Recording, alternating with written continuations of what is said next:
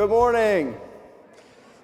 I am Mike McCormick, and it is an honor to serve as your Executive Director and Chief Operating Officer. So first, isn't San Diego a beautiful place? Yeah.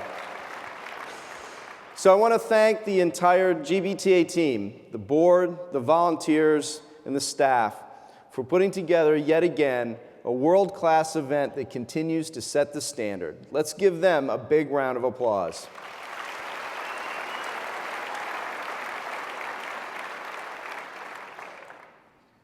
So does anyone here feel like you're in the movie Groundhog Day? Here we are in a convention center by the ocean, awaiting fabulous lunches of chicken and speeches by Bush and Clinton. It's like Boston 2012 all over again.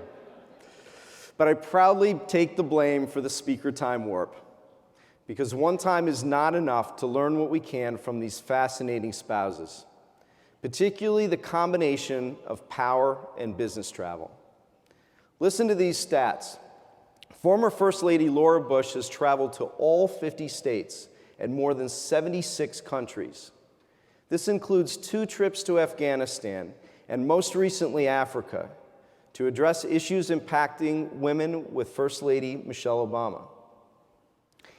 And Secretary Clinton, during her 4 years at the State Department, she traveled to 112 countries, definitely a record.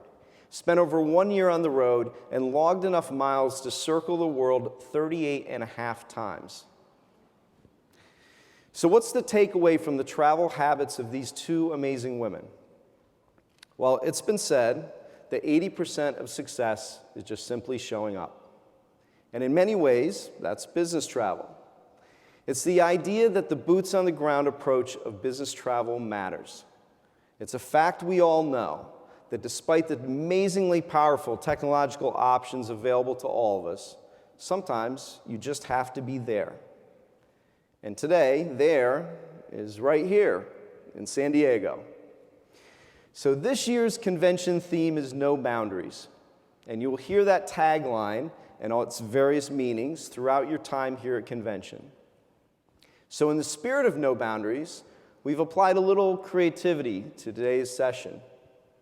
Jeff alluded to it just a minute ago. You're going to hear and meet 2 remarkable CEOs, followed by a roundtable of discussion with 3 global sales leaders, none of whom met a microphone they didn't like.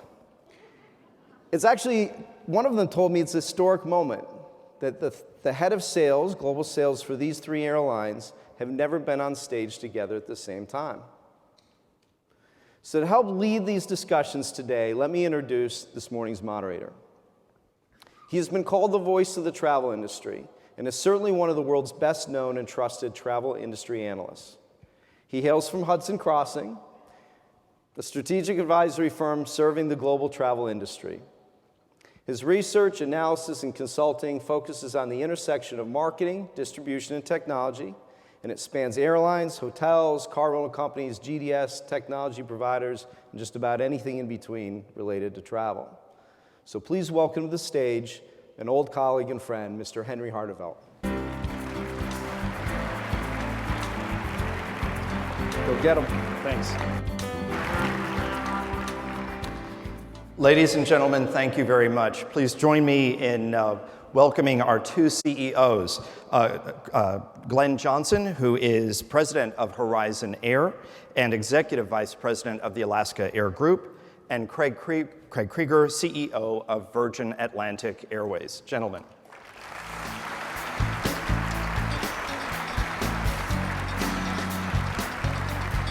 Craig, thank you. Thanks. Please have a seat. Gentlemen, thank you very much for joining us. I kind of feel like I'm Brian Williams here, or David Letterman, take your pick. So here we are talking about airlines, and you know, it's no boundaries. So we want your honest answers. And this is a key audience for you, so thank you for taking the time to address it. I'd like to start with something that's very much in the news today. The United States has closed embassies in 19 countries. There are concerns, legitimate concerns, in the government's opinion, about some potential threats. You operate airlines, you're responsible for the safety and security, as are your colleagues. How do you feel about the state of security right now that is being done? Are you pleased with it? Does more need to be done on the part of the airline industry to make sure that things are as safe as they can be, and should they be safer? Want me to start? Well, obviously the nature and the specifics of what the US government is reacting to is not something that they share with us, but we 100% think first and foremost the safety of our customers and our crew comes before anything else. And as the government decides that more needs to be done, we are always there doing what we need to do to support those efforts. And I have no reason at this moment to feel that what we're doing isn't completely what's necessary. Glenn, do you have a different point of view? No, actually, I totally agree with Craig. Certainly, safety and security of our airplanes, our crews, and our passengers is top of mind with every single operation. So when we get this kind of information from the government, we not only take it very seriously, but figure out how we can best contribute back to their information as well.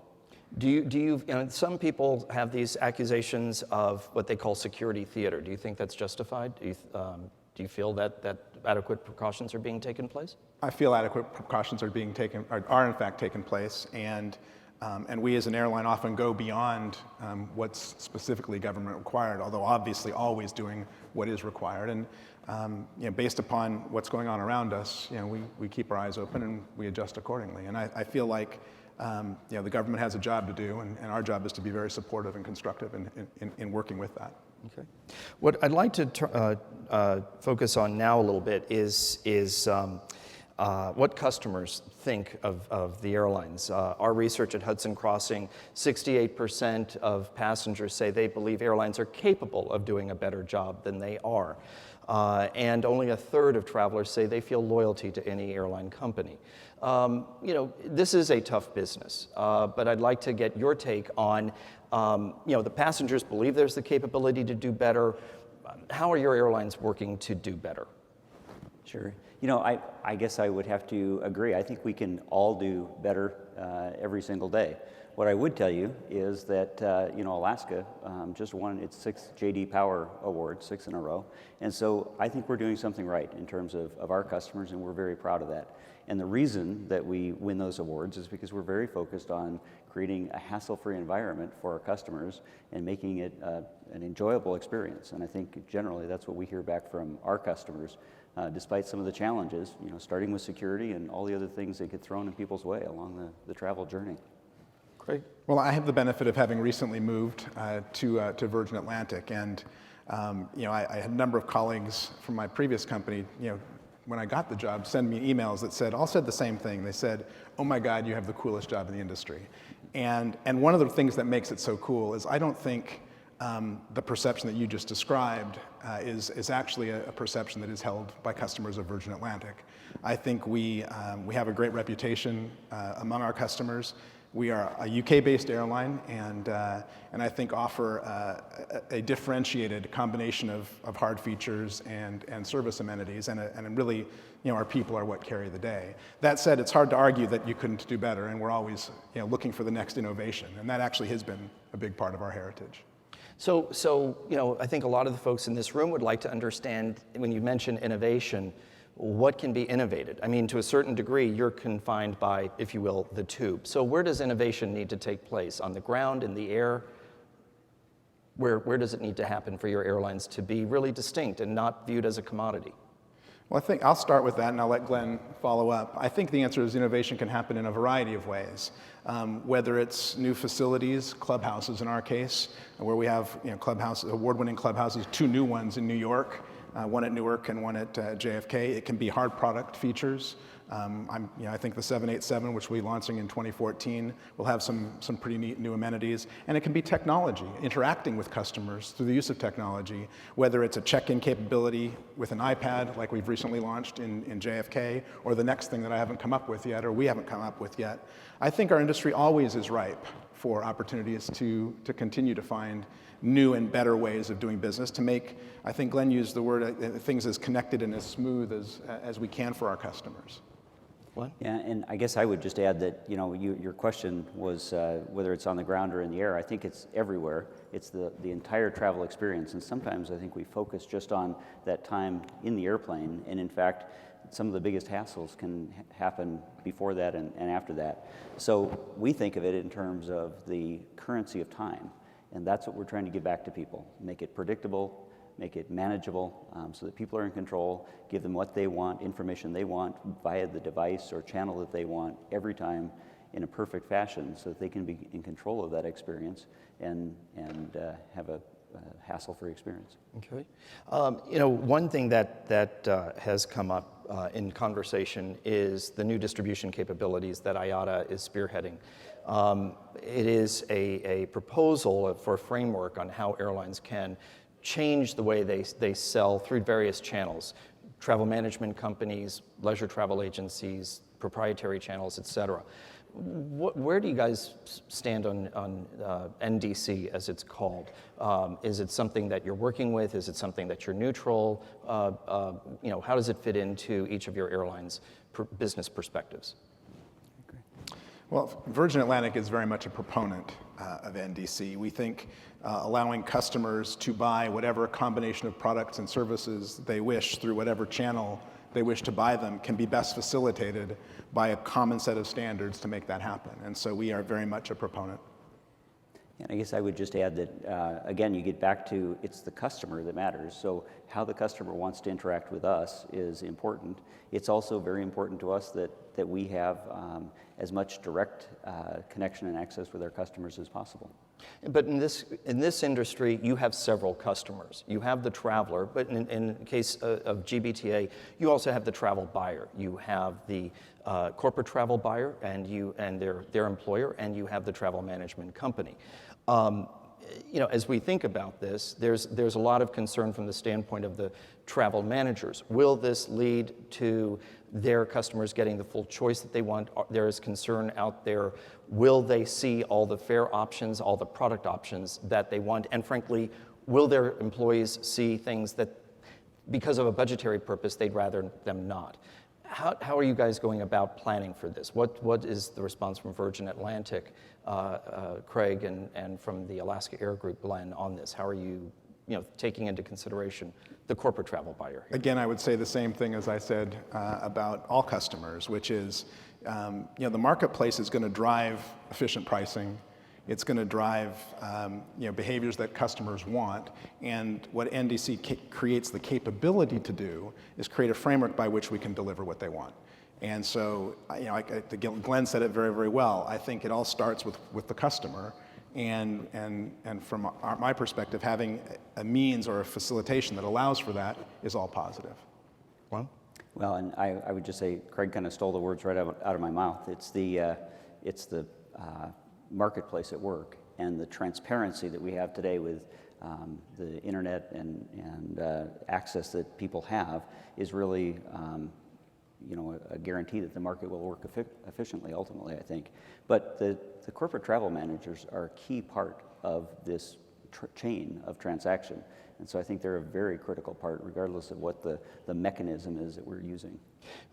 One of the challenges here is how they book. There is a feeling that this is designed to shift bookings away from GDS, the GDS channel, to direct booking. There's also concern about, can the GDSs accommodate the new distribution capabilities? As you look at it from the standpoint of your two airlines, where do you see this? What is it that you're trying to accomplish beyond just offering the traveler, the travel buyer, and so on, the choice and control they want in terms of the product itself? Well, I think you have to start with the first point, which was that corporate travel buyers are extremely important part of the distribution chain and represent a significant portion of each of our airlines' revenue and our customer base.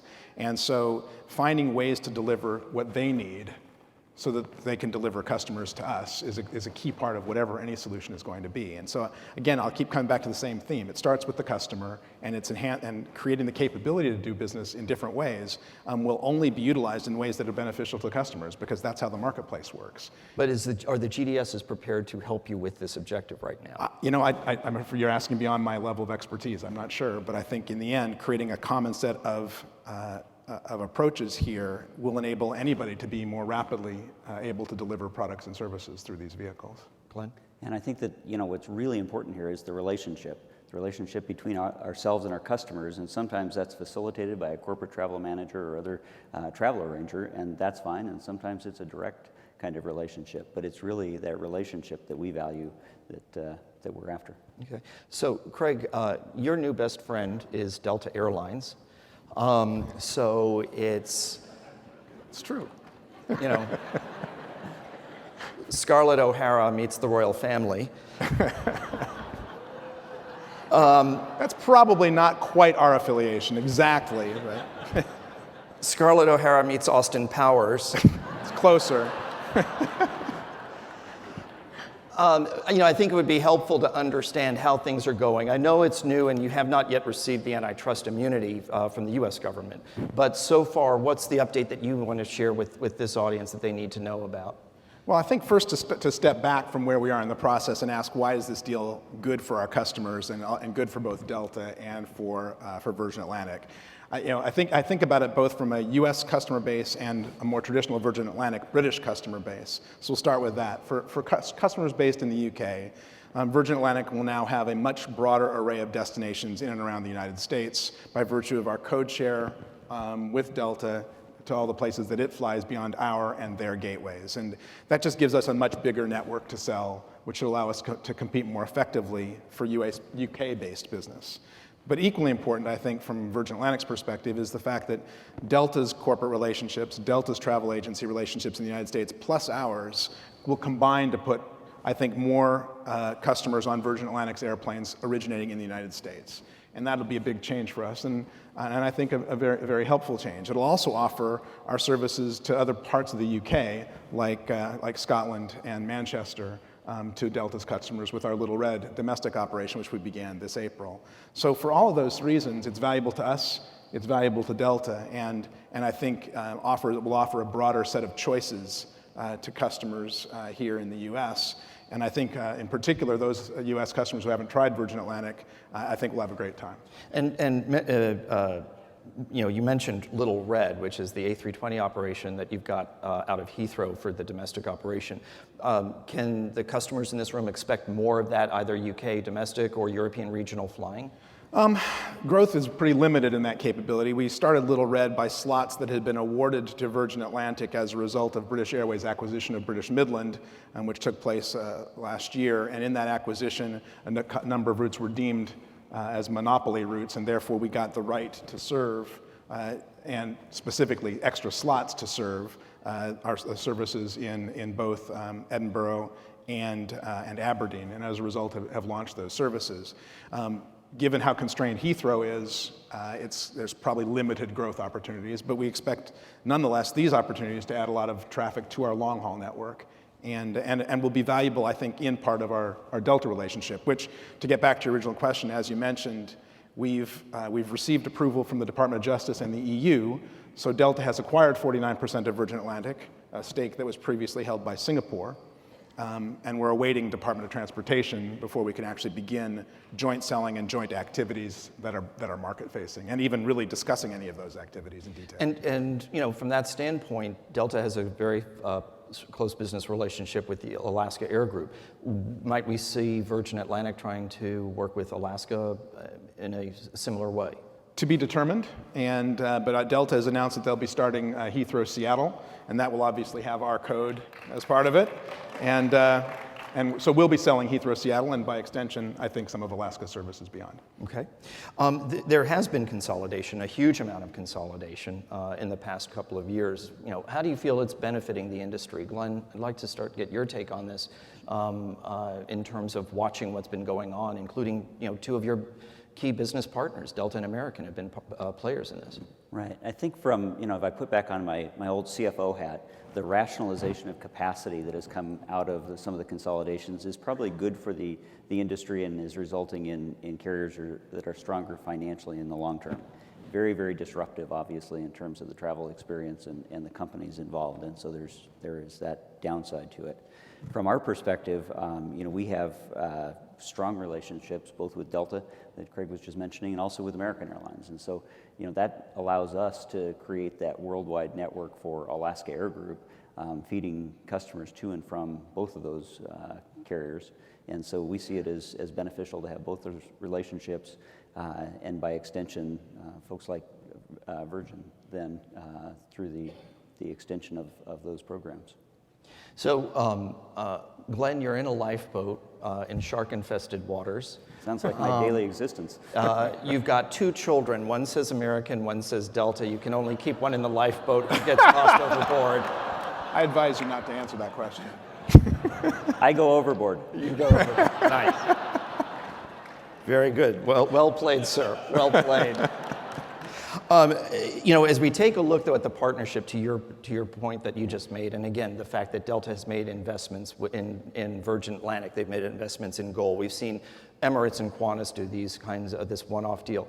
It used to be airlines just had interline agreements, ticketing and baggage. Then we had alliances, we have code shares, all of this.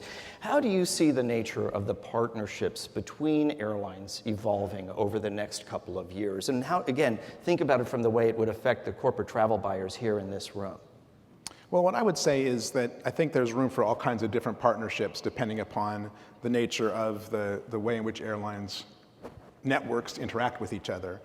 For Virgin Atlantic, the Delta partnership is obviously a very, very big deal for us. 60% of our network is between the United States and the UK.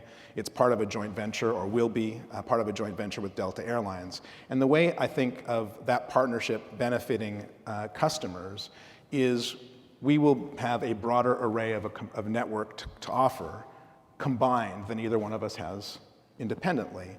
And we think that can allow for, in this case, more choice of a competitive service. And the evolution towards joint ventures as opposed to alliances is really kind of a natural byproduct of boundaries and trying to break down boundaries where a true merger could not occur and where a joint venture could effectively create customer value or benefit and effectively get around the boundaries of foreign ownership limitations and other ways of working together, and doing so in a way that aligns the interests of both companies. And so where networks intersect in a way that makes sense, we're seeing that happen. And that can create a much stronger proposition for both travel agencies and for corporate buyers as an alternative to many smaller deals that would be there otherwise. Glenn? And I want to go back to your statistic that you used, the 65-35, satisfied, dissatisfied. And I think this is one of those places that it's really important to think about that, because these whatever form they take, code shares, alliances, whatever, they have to work for the customer, right? And so just slapping a code on and then having it not work from the reservation perspective, the check-in perspective, if, God forbid, something goes wrong and your bag gets lost, it has to work from the customer perspective. And I think that's what has been so important to us at Alaska Air Group, and probably we're very good students of it because of having both of those strong relationships, figuring out how to really make that a seamless experience from door to door for the customer, because at the end of the day, they don't care that it's a code share or whatever. What they want is the transportation and the wonderful experience, and it has to work that way for these global alliances to really be effective, in my opinion. Right, but I think there are a bunch of people in the room who are saying, that sounds really good, but I just had a traveler who had this problem. So seamless is a great objective, but seamless is not always the reality. How do we become better at delivering on the promise of what seamless travel is? I mean, we are logistically a complex industry, and that needs to be taken into consideration. But it doesn't always work perfectly. I think that takes you back to the innovation question. And there are a lot of things that we can do to give people the best information about their travel experience and kind of cut through the code share facade of it and just deal directly with the customer and what their experience is there. And with today's technology, we ought to be able to do that and make that a wonderful experience for all of your customers. I think that's one of the reasons why a joint venture can create more value, in that the two parties have a mutual incentive to make it financially, explicitly financial incentive to make it easier to do business with the JV than it would have been with two airlines that are in what I would describe as a looser relationship. How much do you invest in creating a smooth experience for what might be a temporary marriage versus a more permanent one? And my view is, I think, and Glenn pointed out very, very well, that there's technology that can enable it, and there's incentive to do so, and that incentive is much stronger or strongest when the marriage or the relationship between the two airlines is very tight. Should we move away from the whole code share facade? I mean, keep the joint ventures, keep the business relationships, but let people know that segment 1 is operated by Airline X, segment 2 is operated by Airline Y. Well, I think, I can't speak for everybody, but one of our goals in code share selling is communicating very clearly that it is in fact a code share, and that you are in fact flying on more than one airline as you make it work. So that is part of the communication effort. I think it's an interesting semi-rhetorical question as to whether you could go back and change that. It is the way customers have gotten comfortable buying over some time period, and I think it'd be very difficult to make such a change. Glenn? And I think with the globalization of air travel and these types of arrangements maturing, that it will continue to evolve over time. We'll see where it goes. But Craig's exactly right. We do have to disclose the information on every code share flight. So one other question now is about the impact of sequestration here in the US and frankly, global investment in the air transportation infrastructure worldwide. We are, to a degree, travel is, and certainly airlines are sometimes Rodney Dangerfields. We don't get the respect, I think, from the world that we rightly do deserve. In the United States, we had the impact a few months ago of sequestration with air traffic control. We have had cutbacks with TSA. We've had cutbacks in the number of people available to screen customs. There's an issue with airport and so on. I'd like your take on how's this impacting your business, and by extension, the people in this room and their travelers, and what needs to be done on this. Sure. I think that it's absolutely a critical issue that is facing this industry. We represent 5% of the GDP of the United States. It is a critical part of the nation's business. And so these exercises that we go through with Washington coming to a dead standstill and then some crisis being created are not helpful in terms of solving the problem. The problem is very real. We cannot continue to expend more than we're taking in. But it is critically important that we get to an answer that doesn't disrupt our business in the process of finding the solution, and certainly not disrupt it every 6 months, which seems to be the pattern that we're on. Are you pleased with where things stand in terms of next-gen air traffic control investment here? Is that something that deserves more funding and more attention than it's getting? I think we're on the right track with next-gen. It does need more funding, and it needs to be expedited. Our chairman, Bill Era, is very involved on the Next Gen Advisory Committee for the Secretary, and so we're big proponents of it, and we need to get that system upgraded and updated. Well, let me come back to the point you made about sequestration and resources. I do think your Rodney Dangerfield observation was a very, very good one, and I think, Glenn, even your 5% number fails to capture the extent to which our industry drives commerce outside of our industry.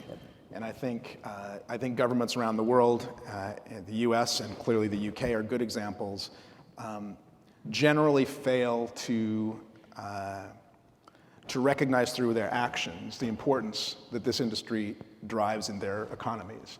And I can tell you the feedback that we get from our customers of arriving in New York City and waiting for the customs process is truly an embarrassment for our country, for this country,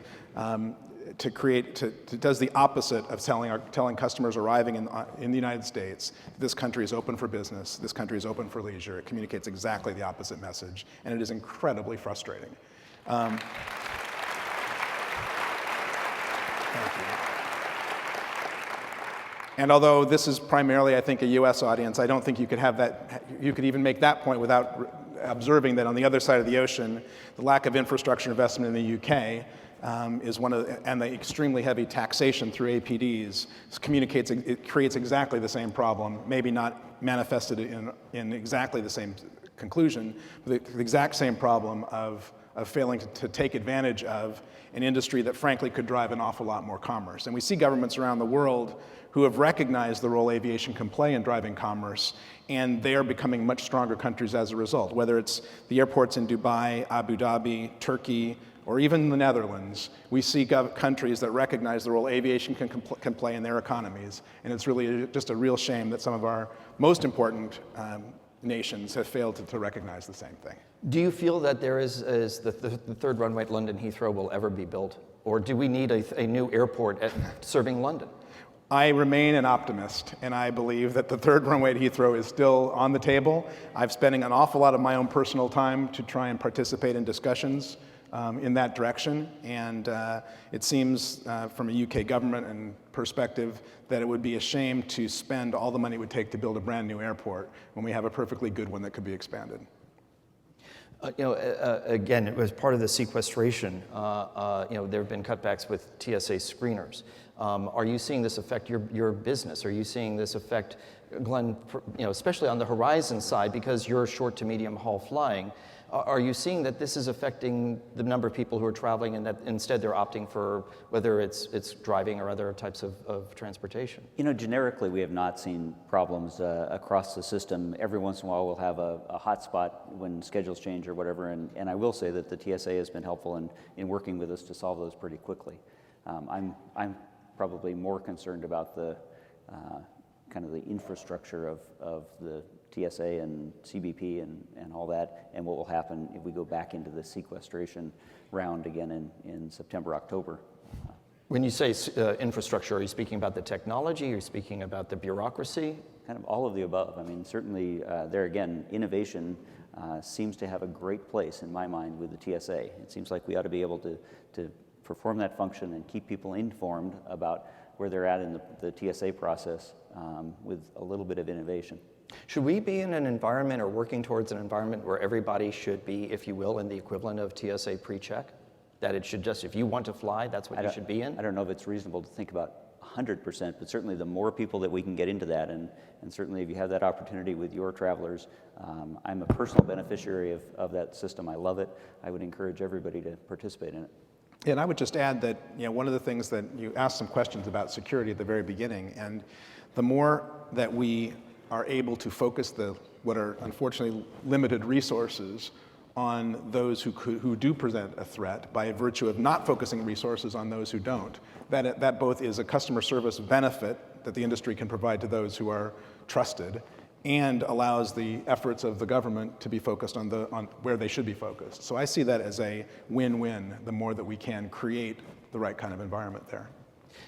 Craig, Alaska Air Group is a national airline. Your route network spans from Hawaii and Alaska, obviously in the west, all the way to the east coast into Mexico. Recently, the decision was made to change the Horizon brand to Alaska. Given that, do you think that they should have just changed the name of the airline to Horizon instead, to that be less regionally focused? No, the Alaska name is really a powerful name up and down the West Coast where we serve, and I think it's a great brand. We're 80 years old that will play very well and has played very well as we've expanded out into the East Coast and Hawaii and Mexico. The reason, though, that we rebranded Horizon was really that it was difficult to maintain two brands and continue to promote two brands as we expand the operations of both carriers. And in fact, we've now announced that we're going to take the Horizon operation to the state of Alaska, and I would maintain that there's no better name to have on the side of the airplane than Alaska Airlines there. And Craig, at Virgin Atlantic, when you look at the route map, it certainly looks like you have a hub and spoke. The airline has not really offered great connecting opportunities in the past. Is this something that you're trying to work on with your colleagues to have more connecting opportunities now, especially with Delta being a part of the family? I think the short answer to your question is a very simple yes. We added services to Mumbai last year, and of course we added our Little Red services to Manchester, Aberdeen, and Edinburgh this year. And all of those are great connecting opportunities from the United States to those destinations. And we're seeing that as we build a little bit more connectivity into our network. It is true the history of Virgin Atlantic has been mostly point-to-point, but between the Delta relationship and some of the additions we've made ourselves, we do see attracting more flow traffic as being one of the things that can help improve us. Great. Well, gentlemen, we are out of time, and Dave Hilfman, I can just tell, is itching to get up on stage. So I want to thank you both for taking the time out of your schedules. Craig, you flew all the way over from London just for this. I think that is very, very impressive and a great testimony of the importance of this group. So, gentlemen, thank you so much. Henry, thank you very much. Thank you. Thank you all. Thank you. Glenn, thank you so much. I think if you go back this way. Now, ladies and gentlemen, if you would please help me welcome our three next speakers. This is actually very historic. It's the first time we have had the head of sales for the three largest airlines on stage in one forum. And God, I hope I don't get arrested for this. So I would like to start by introducing Derek DeCross, Vice President Global Sales from American Airlines, Steve Sear, Senior VP Global Sales from Delta, and Dave Hilfman, Senior VP Worldwide Sales for United. Steve, thank you. There you go. Great. Oh, yeah. Okay. I'm sorry I don't have a shovel here because there's going to be a lot of bullshit spewed. Hello. Hello. That is an outrage. And we have 7 minutes to pack it Hilfman in. and I go back outsource that. This man and I go back to Continental Airlines. I have stories on him. He has stories on me. It's a mutual non-destruct pact. We're not going to hurt each other, right? Right. Got pictures. Gentlemen, you all work for companies that have been massively transformed in the past few years. Derek, American bankruptcy, now a merger. Steve and Dave, both at companies that have gone through mergers. These bottles are not filled with vodka, though perhaps they should be. It's a lot. I think this audience would really like to understand where things stand with your airline. And Dave, I'm going to start with you because I did tweet out what would people like to know, and their biggest concern about United is reliability. How are you going to make the airline trustworthy? How are you going to attract back the high-value flyers that the airline used to have? What can you tell this audience? Well, thanks, Henry. And first off, it should be noted, I just got to say one thing. A shout out to Best Western. And the reason I say this is they were the sponsor of the beverage cart yesterday at the GBTA Foundation golf tournament, which Daphne Bryant does a beautiful job setting up. Incredible time at Torrey Pines. Well, based on what I know is my own personal consumption levels, as well as a host of other individuals there, they may be taking a severe hit on their third quarter earnings. Nice. And I just thought it was appropriate to recognize them and thank them. Okay. Nice. Had to get that out of the way. Everybody had a good time at the tournament yesterday, who was there. Okay. So I appreciate the question. Listen, anybody goes through merger, we have 45,000 people on one side, 45,000 people. You put together an airline which is of our scope and size, and the other guys can clearly understand all this. You're going to go through a lot of change, and we have. And we're proud of the work that's been done, but we clearly have more work to do. So you have to focus on the basics. Clean, safe, reliable. Includes on time, minimizing cancellations, better bag delivery, you name it. And so United, we've spent an enormous amount of money on making sure we're focused on those right areas.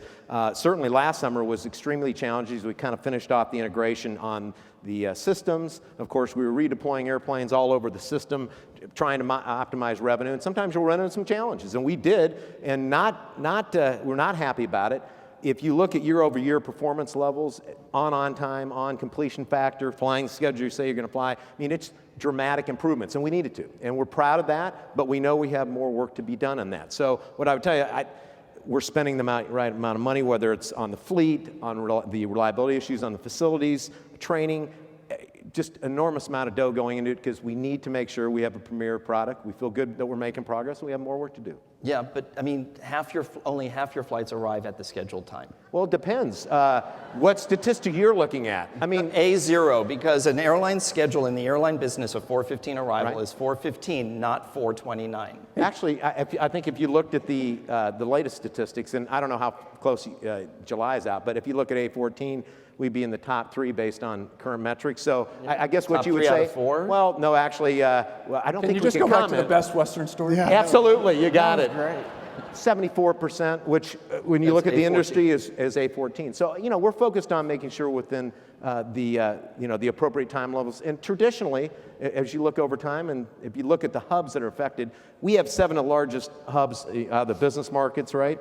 They are statistically affected much higher than the other guys on stage, and that's okay. I mean, it's just part of the gig. When you have San Francisco and you have New York and Washington, if you look at comparative to the other carriers, you're impacted probably by a minimum at least 3 points just structurally. So, but we hear you, and we're working it, and I think you'll be pleased by what you're seeing. Okay.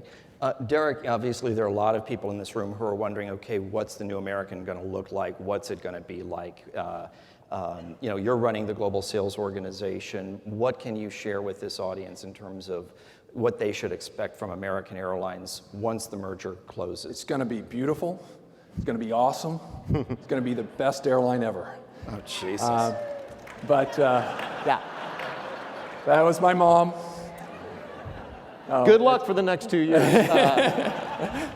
No, in all seriousness, we are very excited. The fact of the matter is, where we stand right now with our restructuring, we are set, poised to exit shortly.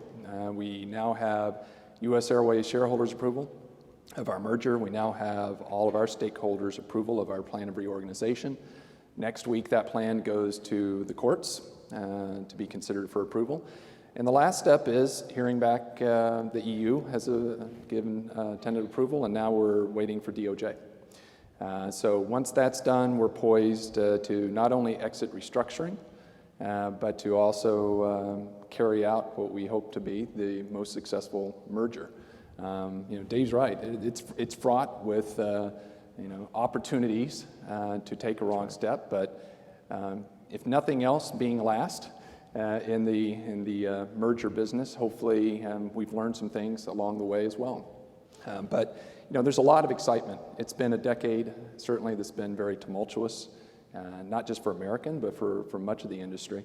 And to now be on the brink of something really good is very uplifting for our people. And normally, whenever you find a company that's stable, that's growing, that's profitable, that's plowing those profits back into the product, but not only the product, but the people, that just brings up that passion, that pride, and that boils over into customer service. So we're really looking forward to getting to that point, and then working through the next year to 2 years.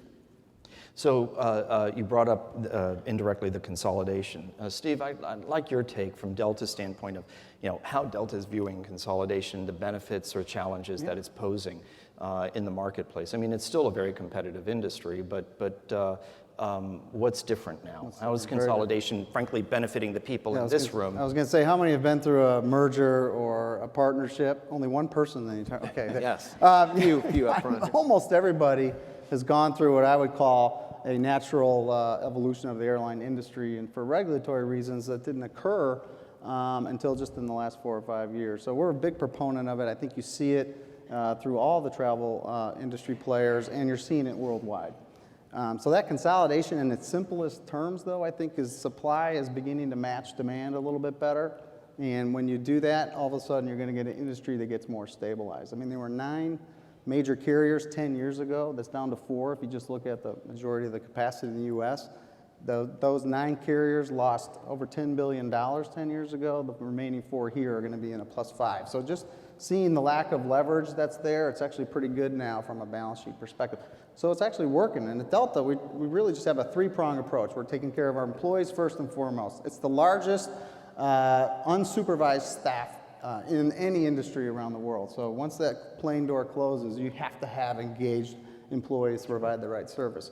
And you want to make sure that they're rewarded. We paid over $400 million in profit sharing to the employees. So when your employees are engaged, it makes a difference up in the aircraft or at the gates. The second, equally important, is our customers. If you take care of your employees, I think they will deliver good service. But you got to have the right products, you got to have the right facilities, and you have to have the right network. Example being with the Virgin Atlantic Group you just heard from, making sure we have the right network for the entire customer base. And the third key component is the shareholders. So you saw us de-lever our balance sheet. We did $1 billion investment back into the shareholder community with a share buyback program and a dividend. I mean, that's like a normal company like most of the companies you work for on the buyer side. And that's what we're aspiring to, is to make sure we've got the industry stabilized. So we're very much a proponent. And just, if I could jump in, stability is such an important part of it in the airline business. We haven't had it since probably the Wright brothers, right? And these guys would all agree. They didn't have it either. Yeah. I don't think Orville and Wilbur agreed. Probably not. But the fact is, once you have a stable airline business, you can actually generate what are relatively small margins, right? Compared to a lot of folks out here have done a lot better job of generating profits. We can actually plow back into the fleets, facility, people, just what you were talking about. And I think all the carriers represented here and others who are representing the room are doing that. And ultimately, the consumer benefits, certainly our corporate travel partners out here benefit greatly, because it's just, they're better products. So, and speaking of the products, again, I'd like to get your take on new distribution, because we heard from Glenn, we heard from Craig, but all of you, again, as leading U.S.-based network carriers, may have your own take on new distribution capabilities. Where do you see it going, and do you feel that it's ready to help you sell the way you would like to? Steve, I'd like to start with you. NDC. I thought that last group took care of it. Yeah. No, it's interesting. Again, maybe in its simplest terms, we're trying to get a standard out there to begin to be able to provide pretty robust distribution environment across all the channels ultimately. And it's a little akin to open booking. Again, you're trying to be able to balance being able to manage your travel programs with the needs and changes of behavior with this particular younger generation coming in. So when you start to see that evolution, we just want to make sure we're there. We have a very clear 4D strategy, we've been calling it. And the first one is a very sexy do no harm. We value our corporate partners, we value our TMC partners, so we have to be cognizant and aware of any changes that occur. We want to be able to negate any impact on those back office systems and processes. Second one, a little more fun, is to deepen the customer relationship. So when you are able to recognize the traveler throughout the rhythm, the whole travel rhythm, that's going to literally help us provide better service. Decommoditize is a simple, look, it was a pure fare-only environment for the last 20, 30 years. There's a lot more to be offered in today's world, whether it's through ancillaries or through economy comforts or Wi-Fi's or flatbeds or PowerPoints. Right now, we want to make sure that gets transparent for the customer, again, for choice. And then finally, is the differentiation. Just like Dave and Derek, I'm sure, are proud of all the investments that we're making, and we want to make sure when a traveler has a choice, they can see all of those value propositions. Okay, well, I know there's a chicken lunch waiting for us. So before we wrap, I would like to ask you, if you could briefly summarize, what should the audience in this room expect from your airlines, each of your airlines, in the coming year? If there's one takeaway that they should know about, what will it be? Derek, I'll ask you to go, then Steve, and then Dave. Sure, I think for us, obviously, it's on the merger integration, and it's making sure that we make it as smooth of a transition as possible. So what you'll see from us on day one is a single point of contact, so that you don't have to worry about working the customer service lines behind the scenes. We'll be doing that for you. The other thing that we'll be doing is having RFPs, the actual responses to those. We'll make sure that we get those handled in a single fashion. We'll make sure we harmonize favor policies. And then we'll be having the code share that's coming out within the month or so after close. Those are all big things for us. These guys already had that luxury, but that is something we're working on, a lot of new products. So just all around from your employees, our customers, it's going to be a much different American than what we've been through the past couple of years. So very exciting. Great. Steve, what should they We expect? literally at Delta are trying to build our business around yours. So we are feedback junkies. We continue to get your feedback, and that helps us design, build, or invest in the services and frankly, the value adds that you need. And at the same time, we're really aspiring to be easy to do business with. It's incredibly complex as we grow globally. That is one of our top priorities for you, because we have to earn your business every day, and that's what you can expect from Delta. Good. Well, guys are very articulate on these points. I would just tell you, we're extraordinarily focused on operational reliability. And as we continue kind of finishing out the merger, you can see those statistics improving dramatically. We're investing an enormous amount in our product, and as we should, because we understand all of you ultimately are paying our bills, right? And we have to earn it every day, like Steve said. So between operational reliability and integrity, make reliability a reality, as we often talk about. Great products, one of the great order books in the business, which we burn less fuel. It's better for the environment. We just got an award recently on this Eco Award, which we're really proud of. And ultimately, on the sales side, and we've got a lot of our United sales team, I'm very proud of them and all that they do every day working with this great group, so I want to recognize them. But we're always working on easy to do business, and candidly, we've made a lot of headway there. Still, we're listening, surveys, we do advisory boards. A lot of people in this room are part of that. I think you're going to be really happy how you see United continue to evolve. Obviously, we have one of the greatest networks on the planet now. We just need to make sure we're doing the right things for the people here that make it all happen for us. Right. All right. And David, I would be remiss. I live in San Francisco, and a couple of weeks ago we had a terrible tragedy with an airline crash. Dave, your colleagues from United really rose to the occasion in helping some of those people, helping your Star Alliance partner with that. And I think that your colleagues in San Francisco deserve a lot of recognition and credit for helping what was a terrible situation. Thank you. I appreciate that, Henry. Thank you. They did a great job. Thank you. With that, gentlemen, I want to thank you very much for agreeing to do this. To the Department of Justice, the NSA, if you're listening, I don't think we did anything we shouldn't have. No tweeting. No tweeting. Did anybody tweet? Too late. Yes, gentlemen, thank you very, very much. Thanks, guys.